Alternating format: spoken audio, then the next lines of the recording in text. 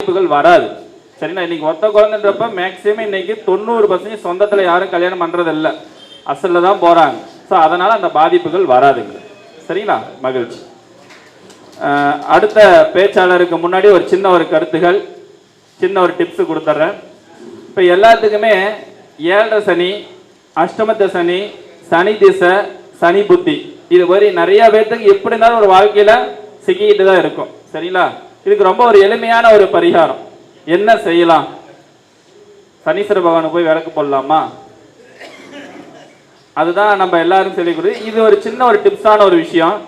7 சனி, அஷ்டமத்த சனி, சனி திசை, சனி புத்தி, இந்த மாரி ஏதாவது ஒரு சனி பகவானால உங்களுக்கு ஒரு தொல்லை கொடுத்துக்கிட்டே இருக்குது அப்படின்னா 2 வகை செய்யுங்க. இதுல கண்டிப்பா உங்களுக்கு தாக்கத்தை குறைச்சிரும். ஃபர்ஸ்ட் பாயிண்ட், நீங்க சனிக்கிழமை நாள்ல செப்பல் போடாதீங்க. 2வது, நீங்க பிறந்த கிழமை அன்னைக்கு செப்பல் போடாதீங்க. இந்த 2ஐயும் நீங்க ஃபாலோ பண்ணிட்டீங்கன்னா 7 சனி உங்களுக்கு எந்த பாதிப்பும் கொடுக்க மாட்டார். சரிங்களா? ஏன்னா அவர் தான் சனி தான் பாதம்.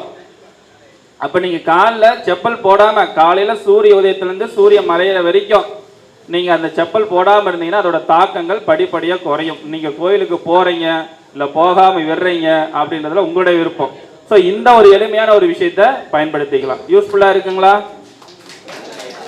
சரி. அடுத்த நபராக நம்முடைய பாலமுரளி பிரசன்ன ஜோதிடர் ஐயா அவர்கள் கரூரிலிருந்து வருகை புரிந்திருக்கின்றார். ஐயா அவர்கள் நீண்ட நாள் ஜோதிட அனுபவமிக்கவர், நிறைய ஜோதிட குருமாவுடைய பழக்க வழக்கங்கள் இருக்கக்கூடிய நபர், நிறைய நுணுக்கத்தை அறிந்தவர், நிறைய மூல நூல்கள் இருந்தெல்லாம் அரிய தகவலை சேகரித்து வைத்திருக்கக்கூடிய நபர். ஐயா அவர்கள் இப்பொழுது சிற்றூரையாற்ற இருக்கின்றார். உங்களுடைய உற்சாகமான கைத்தட்டலோட. ஐயா உற்சாகமே இல்லையாட்டு, இந்த உற்சாகம் கம்மியாயிடுச்சு, டைம் ஆயிடுச்சிங்களா? சரி சரி, அதுக்கெல்லாம் நாங்கள் அசர்றாள் இல்லை, உட போகிறது இல்லை. 1:30 மணி வரைக்கும் எதுவுமே கிடையாது. இன்னும் 2 ஜாம்பவான்கள் பேசினதுக்கு அப்புறம் தான் உணவு. சரிங்களா? அவர் ஐயா இன்னைக்கு நிறைய டிப்ஸ் உங்களுக்கு கொடுக்குறாரு. அதனால கொஞ்சம் பொறுமையாக இருந்து மீண்டும் அந்த அற்புதமான தகவல் நமக்கு கிடைக்கிறது ரொம்ப அரிதாக இருக்கும். அதனால வெயிட் பண்ணி எல்லாமே கேட்டுக்குங்க. சரிங்களா? சரி, ஒரு தடவை ஜோரா ஒரு தடவை கை தட்டிடுங்கயா. இந்த கைத்தட்டல் எது கைத்தட்ட சொன்ன தெரியுங்களா? எது கைத்தட்ட சொன்ன தெரியுங்களா? தெரியாது, எனக்கு மட்டும்தான் தெரியும். பக்கத்தாளுக்கும் தூங்காம இருக்கிறதுக்கோசம் கைத்தட்ட சொன்னது. மகிழ்ச்சிங்க. அனைவருக்கும் வணக்கம். நம்ம ஜோதிட துறையில காலபுருஷ தத்துவம் அப்படிங்கிற ஒரு முறைய இந்த கம்ப்யூட்டர் காலத்திலையும் நமக்கு கொண்டு விதைச்ச நம்மளுடைய குரு ஐயா பொன்னையா சுவாமிகள் ஜோதிட தந்தை அவர்களுக்கு எனது சிறந்தாழ்ந்த வணக்கங்கள். அதே மாதிரி எல்லாத்துக்குமே நேரம் நல்லா இருக்கா, நல்லா இருக்கணுமா அப்படின்னா குருவினுடைய பார்வை, குருவினுடைய ஆற்றல் இருக்கணும். எல்லா ஜாதகத்துக்கும் இருக்கணும். அப்போ நமக்கு இங்கே இருக்கிறவங்க எல்லாத்துக்கும் குருவினுடைய பார்வை, குருவினுடைய ஆற்றல், குருவினுடைய ஒரு செயலாதிக்கம் எல்லாத்துக்கும் இருக்கு. காரணம் என்ன? எல்லா குருமார்களும் இங்கே வந்துட்டாங்க, அந்த குருவே இங்கே வந்துருவாங்க. சரியா? அதனால எல்லாத்துக்கும் நல்லா இருக்கும். இப்போ நான் பேச போகிற தலைப்பு என்னன்னு பார்த்தீங்கன்னா ஜோதிட கதம்பம் எல்லாமே வரும். நீங்கள் குறுக்க பேசாமல் இருந்தீங்கன்னா நிறையா சொல்கிறேன். அதாவது ஃபஸ்ட்டு உதாரணமாக திருமண தடை. இப்போ திருமண தடை எப்படி வருது? கிரகங்கள் ஒவ்வொரு ஜாதகத்துக்கும் லக்னத்துக்கும் 6, 8, 12 மறையக்கூடாது. சாரநாதன் 6, 8, 12 மறையக்கூடாது. இந்த 6, 8, 12 மறைஞ்ச கிரகங்களுக்கு குரு பார்வை இருந்தாலும் திருமண தடையை ஏற்படுத்தும். சரிங்களா? அதே மாதிரி 8ஆம் இடத்ததிபதி 9 போனாலும் இவங்களுக்கு திருமண தடைகள் இருக்கும். அதே மாதிரி 7ஆம் இடத்ததிபதி 6 இருந்தாலும் திருமண தடை இருக்கும். 7ஆம் இடத்ததிபதி 8 போய் மறைஞ்சிருந்தாலும் அந்த இடத்துல பாவக்கிரகங்களுடைய பார்வை பட்டா அந்த ஜாதகருக்கு குரு பார்வை ஏற்பட்டாலும் திருமணம் நடக்கும். ஆனால் அந்த திருமணம் 2 திருமணம் 3 திருமணம் அளவுக்கு நடக்கும். சரிங்களா? அதே மாதிரி பெண்கள் ஜாதகத்தில் பொறுத்த வரைக்கும் சுக்கிரனும் செவ்வாயும் சனியும் பலமாக இருக்கக்கூடாது. சரியா? அப்படி பலம் இருந்ததுன்னா அவங்களுடைய திருமண வாழ்க்கையை கண்டிப்பாக பாதிக்கும். அதே மாதிரி கடன். இப்போ கடன் யாருக்கு இருக்குது? கடன் இப்போ இன்றைக்கு சூழ்நிலைக்கு பெருசாக யாருக்கு இருக்கும் அப்படின்னு பார்த்தீங்க அப்படின்னா மீன ராசி, மேச லக்னம், சந்திர தசை நடக்கிறவங்க கண்டிப்பாக ஃபைனான்ஸ் வச்சுருப்பாங்க, சீட்டு போட்டிருப்பாங்க, ஓடி போயிருப்பாங்க, 3 கோடி ரூபாய்க்கு பக்கம் ஏமாற்றிருப்பாங்க. சரியா? அதே மாதிரி கடக லக்னம், ரிஷப ராசி, ரோகிணி நட்சத்திரம், இவங்களுக்கு குருவும் ராகுவும் சேர்ந்து 3ல் இருந்தது அப்படின்னா இவங்களும் ஏமாற்றுவாங்க, ஊரை விட்டு ஓடிடுவாங்க, பணத்தை பொதுமக்கள் பணத்தை கொண்டுகிட்டு போயிடுவாங்க.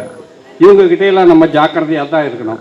3ஆம் இடத்துல இருக்கக்கூடிய குருவும் திசையும் உங்களுக்கு 6, 8, 12 மறைஞ்சிருந்து அது புதன் திசை நடந்தால் கண்டிப்பாக நாம் ஜாக்கிரதையாக இருக்கணும்.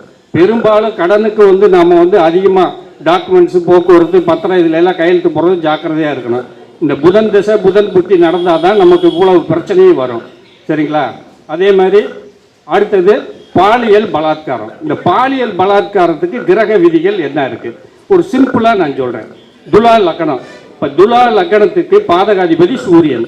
அந்த சூரியன் 6ல் போய் உட்கார்ந்துருந்து ராகுவோட சேர்ந்து சூரியனோட சேர்ந்து உட்கார்ந்துருந்து திசை நடத்தினா சுக்கிர தசை, சுக்கிர புத்தி இல்லை சூரிய புத்தியில் இந்த ஜாதகருக்கு 29 வருஷத்துல இருந்து 40 வருஷம் வரைக்கும் ஜெயில் தண்டனை கண்டிப்பாக கிடைக்கும்.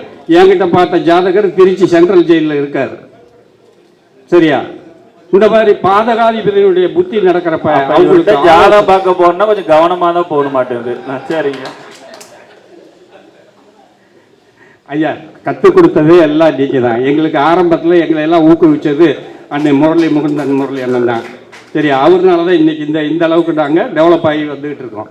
அது மாதிரி கிரகங்கள் வந்து தனி மனிதனுக்கு யாருக்குமே வந்து விதிவிலக்கு கிடையாது. எல்லாத்துக்கும் கிரகங்கள் அதனுடைய தன்மையை வந்து விட்டு கொடுக்காது.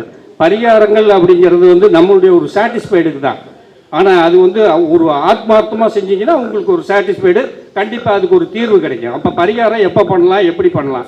அண்ணன் ராஜாசங்கர் அண்ணன் சொன்ன மாதிரி செய்யலாம். அப்படி இல்லை அப்படின்னா உங்களுக்கு 7ஆம் இடத்த அதிபதியோ இல்லை 7ஆம் இடத்த அதிபதி புத்தியோ குரு பார்வை பெற்ற போது நீங்கள் பரிகாரம் செஞ்சீங்க அப்படின்னா கண்டிப்பாக வெற்றி. அதில் எந்த மாற்றமும் கிடையாது. சரியா? அப்போ பரிகாரம் அப்படின்னா திருமண தடைக்கு பரிகாரம் அப்படின்னு கேட்டிங்கன்னா பரிகாரம் நான் நிறைய பரிகாரத்துக்குன்னு தமிழ்நாட்டில் 40 அவார்டு வாங்கியிருக்கேன். பரிகாரம் எல்லாம் சொல்லி கொடுத்து கிட்டத்தட்ட ஒரு 1200 திருமணம் நடத்தி வச்சுருக்கேன். சரியா? திருமணத்தை பொறுத்த வரைக்கும் பரிகாரங்கள் அப்படின்னு கேட்டிங்கன்னா கோவிலில் போய் பரிகாரம் பண்ணுங்க, இல்லை நம்ம கொடுமுடியில் அக்கா சத்யாக்கா இருக்காங்க, இவங்ககிட்ட பரிகாரம் பண்ணுங்க. இதுக்கு மேலே உங்களுக்கு எல்லாமே செஞ்சு இன்றைக்கி வந்து 40 வயசுக்கு மேலே இருக்கிறவங்களுக்கு திருமண தடைகள் இருக்குது. அதுக்கு ராகுக்கு எது பரிகாரம் அப்படின்னு சொல்லி இந்த பரிகாரம்லாம் இருக்குது. முக்கால்வாசி இந்த வந்து இன்றைக்கி வந்து திலஹோமம் அப்படின்னு சொல்லக்கூடிய அந்த திலஹோமத்தை எல்லா ஜோதிடர்களும் வர்ற கஸ்டமர்களுக்கு இருக்குதா, அதை செய்ய முடியுமா, அந்த பரிகாரம் சொன்னால் ஜெயிக்குமா அப்படின்னு பார்த்துக்கிட்டு அதை சொல்லுங்கள். அதை செஞ்சால் அவங்களுக்கு கண்டிப்பாக விடுதலை கிடைக்கும். அதை செய்ய சொல்லுங்கள். அதை செஞ்சிங்கன்னா அவங்களுக்கு நல்லா இருக்கும். பெண்களை பொறுத்த வரைக்கும் என்ன பரிகாரம் அப்படின்னு பார்த்தீங்கன்னா அமாவாசை பௌர்ணமி நாள் இல்லை அப்படின்னா 48 நாள் பாம்பு புற்றுக்கு பூஜை செய்யணும். சரி, அது எப்படி பூஜை பண்ணுறதுங்கிறது என்னுடைய நம்பர் சொல்கிறேன். அதில் வந்து கேட்டுக்கோங்க. அதை கேட்டுக்கிட்டிங்கன்னா உங்களுக்கு அந்த பரிகாரத்தை 40 நாள் செஞ்சால் நடக்கும். சிம்பிளாக இது வந்து ரொம்ப லேட் மேரேஜுக்கு தான். சரியா? 35 வயசுக்கு மேலே ஆகி திருமணம் நடக்கலை அப்படின்னா இந்த பரிகாரத்தை செய்யலாம். அப்போ திருப்பதி கோயிலுக்கு யார் போகலாம், யார் போகக்கூடாது, யூடியூப்பில் என்னென்னமோ சொல்கிறாங்க. அதெல்லாம் ஒன்றும் கிடையாது. நாங்கள் காலபுருஷத்தை படித்தவங்க, பாரம்பரியத்தை படித்தவங்க. லக்னத்திற்கு 12ல் புதன் இருந்து திசை நடத்தினா மட்டும் போக முடியாது. சரியா? மித்த நாள் எல்லாருமே போகலாம். அந்த கோவில் சந்திரனுடைய அனுக்கிரகம் பெற்ற ஸ்தலம். நாங்கள் நிறைய பேர்த்த நான் அனுப்பிச்சிருக்கேன். இவங்க சொல்கிற யூடியூப்பில் சொன்னவங்க அவ்வளோ பேரும் போயிருக்காங்க. இதான் அண்ணன் முகுந்தன் முரளி அண்ணன் ஜிம்மராஜ் தான் போயிட்டு தான் இருக்காரு. ஒரு பிரச்சனையும் இல்லை. பெருமாளோட முழு ஆற்றல் அவருக்கு தான் கிடைக்குது, எங்களுக்கு ஒன்றும் கிடைக்க மாட்டேங்குது. சரியா? அது மாதிரி எல்லாமே நன்மை. தெய்வங்கள் எல்லாமே மனிதர்களுக்கு அள்ளி கொடுக்கத்தான் இருக்குது. நம்மளை வந்து எந்த தெய்வமும் நம்மளை வந்து கெடுக்கிறது கிடையாது. நீங்கள் எல்லாருமே கோவில் வழிபாடுகள், சிரத்தையான வழிபாடுகள், சிவ வழிபாடுகள், நவக்கிரகத்தை ஜோதிடர்கள் வந்து முழுமையாக நம்பணும். நவக்கிரக வழிபாடும் நவக்கிரகத்தினுடைய நவக்கிரகங்களுக்கு வழிபாடு சொல்லுங்க. அவங்கவுங்க ஜோதிடத்தில் எதை சொன்னீங்கனாலும் ஃபஸ்ட்டு வந்து ஏதாவது ஒரு நவக்கிரகத்தையோ அது ஏதாவது ஒரு ஸ்துதியோ அவங்களுக்கு மனப்பாடம் பண்ண சொல்லுங்க. ஒருத்தர் சொன்னார் இந்த மாதிரி ஸ்துதிகள்லாம் சொல்லணும், அதெல்லாம் உண்மைதான். அதே மாதிரி பிரசன்னத்தை பொறுத்த வரைக்கும் இன்றைக்கி வந்து பிரசன்ன விதிகளில் நிறையா இருக்குது.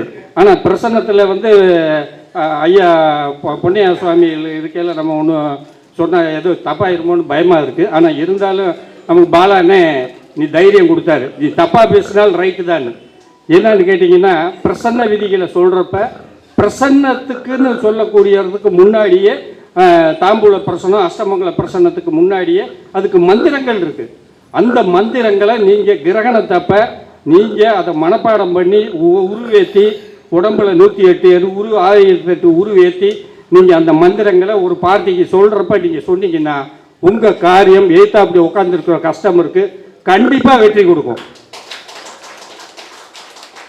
சரியா? தெய்வங்கள் நமக்கு நிறையா கொடுத்துருக்கு. நாம தான் அதை வந்து சரி பண்ணிக்கல.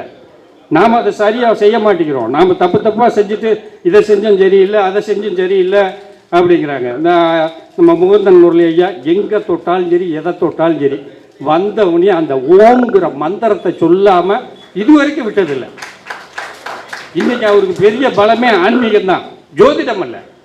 அந்த ஆன்மீகத்தில் இருக்கக்கூடிய தெய்வங்கள் அவரை காப்பாற்றுது. நீங்கள் ஜோதிட துறையில் இந்த மாநாடு இல்லாதப்ப நீங்கள் எல்லாம் பாருங்கள், எங்கெங்கே ஆன்மீக துறையில் யாகம் கோவில் கும்பாபிஷேகம் எல்லாம் நடக்குதோ அங்கெல்லாம் இருப்பார். அதே மாதிரி நம்மளுடைய ஜோதிடர்களும் குருமார்களும் சொன்னதெல்லாம் கோவில் வழிபாடுகள், தெய்வ வழிபாடுகள், முன்னோர்கள் வழிபாடுகள் இதெல்லாம் செய்யணும். ஆடி மாதம், புரட்டாசி மாதம், தை மாதம், இந்த 3 மாதம் நம்மளுடைய முன்னோர்கள் இறந்தவங்களுக்கு கண்டிப்பாக திதி கொடுத்தே தீரணும் ஜோதிடர்கள். நீங்கள் அடுத்தவங்களுக்கு சொல்கிறீங்களா இல்லையா, நீங்கள் கொடுத்து தான் ஆகணும்.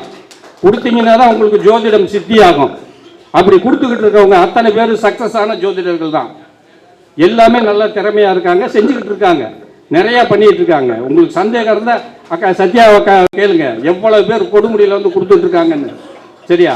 இந்த மாதிரி திதிகள் சமாச்சாரத்தை கண்டிப்பாக எல்லாருமே ஃபாலோ பண்ணணும். ஜோதிடர்கள் வந்து தன்னை வந்து சுத்தப்படுத்திக்கணும், சுத்திப்படுத்திக்கணும். இதை பண்ணிங்கன்னா கண்டிப்பாக நாம் வந்து வெற்றி பெறலாம். இந்த அருமையான மாநாட்டுக்கு ஏற்பாடு பண்ண எனக்கு வாய்ப்பு கொடுத்த ஐயா சிவரமணிங்க ஐயா அவர்களுக்கும், இங்கே நம்ம சாமியை பற்றி நான் கொஞ்சம் பேசலான்றதையும் மறந்துட்டேன். இவர் சாமி வந்து எங்கள் அண்ணன் மாதிரியே இருந்தார். நான் அதனால தான் வந்ததுலேருந்து அவரை உத்து பார்த்துக்கிட்டே இருந்தேன். அவர் என்னைய பார்த்தார், எதுக்கு இப்படி பார்க்குறான்டான்னு. அதனால் என்னுடைய சகோதரராக நினச்ச அந்த சாமியை நான் ஆசீர்வாதம் வாங்கிக்கிறேன். நன்றி, வாழ்த்துக்கள். என்னுடைய பேர் பாலமுரளி, கரூர் 81-908-908-65955. பரிகாரம் சம்பந்தப்பட்டது நீங்கள் எந்த கேள்வி கேட்டீங்கன்னாலும் ஜோதிடர்களுக்கு எப்போ வேணாலும் சொல்லுவேன். யாருக்கிட்டையும் காசு வாங்கினதில் இலவசம்தான், ஜோதிடர்களுக்கு மட்டும். ரொம்ப மகிழ்ச்சி. அருமையான டிப்ஸை